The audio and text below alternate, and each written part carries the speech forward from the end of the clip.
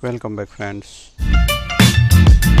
तो ये है हमारा एक बड़ा सा अर्निका प्लांट, लगभग मेरे जितना है इस स्टैंड के साथ गिने तो अब इसमें हम अनवांटेड ब्रांचें निकालते रहते हैं दोस्तों।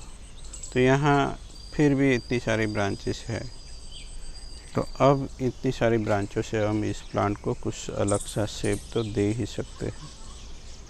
देखिए यहाँ सब ब्रांचें ऊपर उठी हुई है, उन सब को हमें पोजीशन करना होगा, उसको प्लेन में लाना होगा। यानी हर एक ब्रांच का अलग, ये एक्स फॉर एग्ज़ाम्पल देखिए तो ये ब्रांच है, उसका जो प्लेन होगा या समतल होगा उसी में इन सब की ब्रांचों को हमें प्लेस करना है, तो ही एक प्लांट बन पाएगा।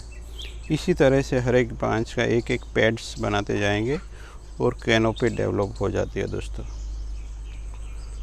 तो आज वही काम करना है, बट वो सब हम सीख चुके हैं मेरे ख्याल से। तो मैं कुछ वायरिंग वगैरह करके दिखाता हूँ कि किस तरह का शेप मिला है, और आप लोगों को भी ट्राई करना है। फिर भी यहाँ कुछ अनवांटेड ब्रांचें होगी ही, जैसे कि ये वाइगर हो गई है बड़ी ब्रांच, तो उसको निकाल देना पड़ेगा हमें। तो इसी ब्रांचें तो ग्रो हो ही जाती है दोस्तों,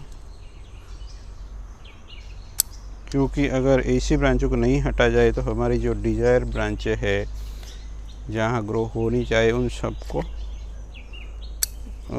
प्रॉब्लम आती है और वो अच्छे से ग्रो नहीं कर पाती, क्योंकि जो भी ब्रांचें होती है वो वाइगर हो जाती है और हमारी जो शेपिंग की हुई ब्रांच होगी उसका शेप बिगड़ता है, यानी वहाँ कोई ग्रोथ नहीं होता।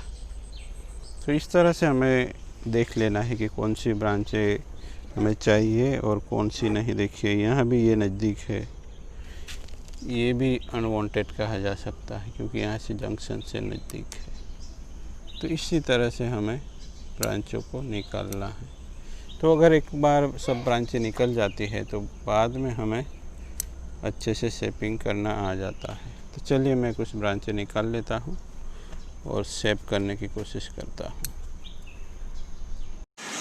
तो दोस्तों वायरिंग करते करते, शेपिंग करते करते 1 घंटे से भी ज़्यादा वक्त लगा है मुझे।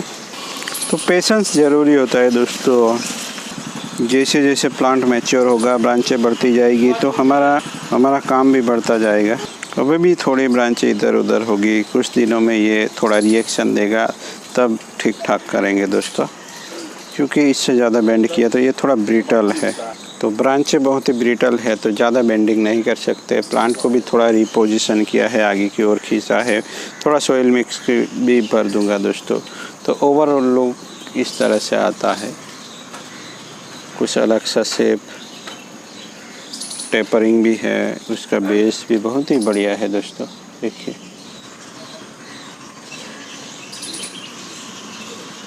तो इस तरह से मैंने एक वाइल्ड प्लांट को स्टाइल किया है हार्वेस्टिंग से।